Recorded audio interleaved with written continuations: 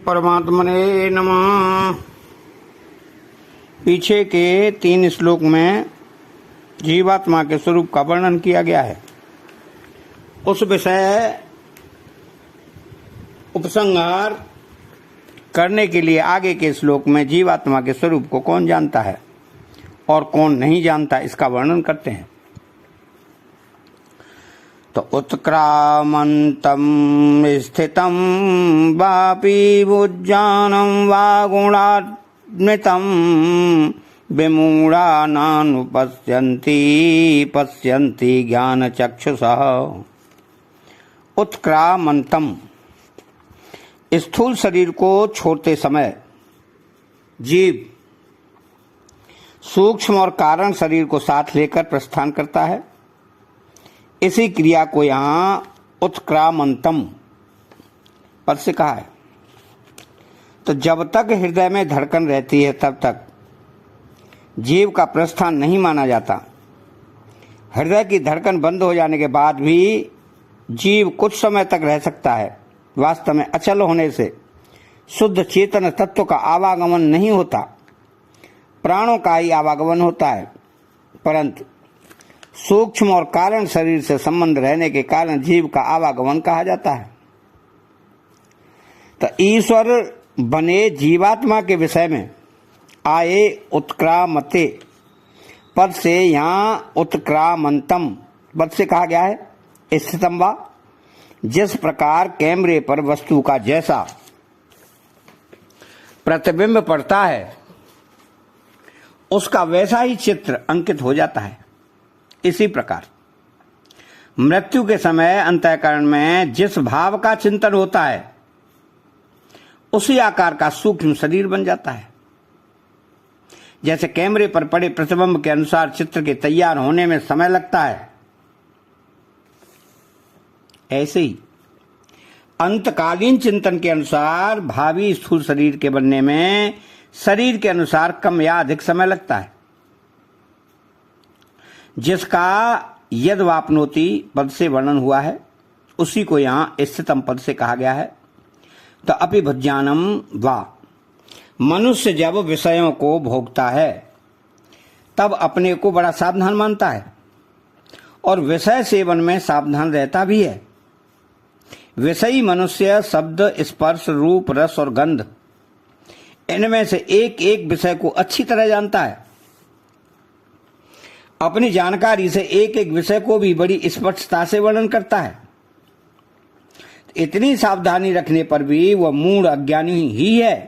क्यों कि विषयों के प्रति यह सावधानी किसी काम की नहीं है, प्रत्युत मरने पर नरकों और नीच योनियों में ले जाने वाली हैं। तो परमात्मा, जीवात्मा और संसार, इन तीनों के विषय में शास्त्रों और दार्शनिकों के अनेक मतभेद हैं।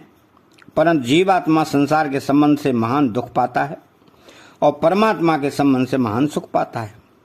इसमें सभी शास्त्र और दार्शनिक एक मत हैं। संसार एक क्षण भी स्थिर नहीं रहता, यह अकाट्य नियम है। संसार क्षण भंगुर है। यह बात कहते, सुनते और पढ़ते हुए भी मूढ़ मनुष्य संसार को स्थिर मानते हैं। भोग, सामग्री, भोक्ता और भोग रूप क्रिया, इन सबको स्थायी माने बिना भोग हो ही नहीं सकता। भोगी मनुष्य की बुद्धि इतनी मूढ़ हो जाती है कि वह इन भोगों से बढ़कर कुछ है ही नहीं, ऐसा दृढ़ निश्चय कर लेता है। इसलिए ऐसे मनुष्यों के ज्ञान नेत्र बंद ही रहते हैं। वे मौत को निश्चित जानते हुए भी, भोग भोगने के लिए मरने वालों के शोक में रहते हुए भी सदा जीते रहने की इच्छा रखते हैं। अपि पद का भाव है कि जीवात्मा जिस समय स्थूल शरीर से निकलकर सूक्ष्म और कारण शरीर सहित जाता है तो दूसरे शरीर को प्राप्त होता है तथा विषयों का उपभोग करता है। इन तीनों ही अवस्थाओं में गुणों से लिप्त दिखने पर भी वास्तव में वह स्वयं निर्लिप्त ही रहता है। वास्तविक स्वरूप में न उत्क्रमण है, न स्थित है और न भोक्तापन ही है। तो पिछले श्लोक के विषयानुपसेवते पद को ही यहाँ बुज्जानम पद से कहा गया है। गुणान्वितम, यहां गुणान्वितम पद का तात्पर्य यह है कि गुणों से संबंध मानते रहने के कारण ही जीवात्मा उत्क्रमण, स्पष्ट, स्थिति और भोग, ये तीनों क्रियाएं प्रतीत होती हैं। वास्तव में आत्मा का गुणों से संबंध है ही नहीं। भूल से ही इसने अपना संबंध गुणों से मान रखा है, जिसके कारण इसे बारंबार ऊंच नीच योनियों में जाना पड़ता है। गुणों से संबंध जोड़कर जीवात्मा संसार से सुख चाहता है, यह उसकी भूल है। सुख लेने के लिए शरीर भी अपना नहीं है, फिर अन्य की बात तो है ही क्या। तो मनुष्य मानो किसी न किसी प्रकार से संसार में ही फंसता चाहता है। व्याख्यान देने वाला व्यक्ति श्रोताओं को अपना मानने लग जाता है। किसी का भाई बहन न हो तो वह धर्म का भाई बहन बना लेता है। किसी का पुत्र न हो तो वो दूसरे का बालक गोद ले लेता है। इस तरह नए नए संबंध जोड़कर मनुष्य चाहता तो सुख है, पर पाता दुखी है। इसी बात को भगवान कह रहे हैं कि जीव स्वरूप से गुणातीत होते हुए भी गुणों, देश, काल, व्यक्ति, वस्तु से संबंध जोड़कर उनसे बंध जाता है। प्रकृति स्थानीय पद को ही यहां गुणान्वितम पद से कहा गया है। तो जब तक मनुष्य का प्रकृति तथा उससे, उसके कार्य गुणों से किंचित मात्र भी संबंध रहता है, तब तक गुणों के अधीन होकर उसे कर्म करने के लिए बाध्य होना पड़ता है। चेतन होकर गुणों के अधीन रहना अर्थात जड़ की स्वतंत्रता स्वीकार करना व्यभिचार दोष है। प्रकृति अथवा गुणों से सर्वदा मुक्त होने पर जो स्वाधीनता का अनुभव होता है, उसमें भी साधक जब तक अहम की गंध रहने के कारण रस लेता है, तब तक व्यभिचार दोष रहता ही है। रस न लेने से जब वो व्यभिचार दोष मिट जाता है, तब अपने प्रेमास्पद भगवान के प्रति स्वतः प्रियता जागृत होती है। पर प्रेम ही प्रेम रह जाता है और उत्तरोत्तर वृद्धि को प्राप्त होता रहता है। इस प्रेम को प्राप्त करना ही जीव का अंतिम लक्ष्य है। इस प्रेम की प्राप्ति में ही पूर्णता है। भगवान भी भक्त को अपना अलौकिक प्रेम देकर ही राजी होते हैं और ऐसे प्रेमी भक्त को योनियों में सर्वश्रेष्ठ योनि मानते हैं। तो गुणातीत होने में जो स्वयं विवेक सहायक होने के कारण अपने साधन का संबंध रहता है, पर गुणातीत होने के बाद प्रेम की प्राप्ति होने में भगवान की कृपा का ही संबंध रहता है।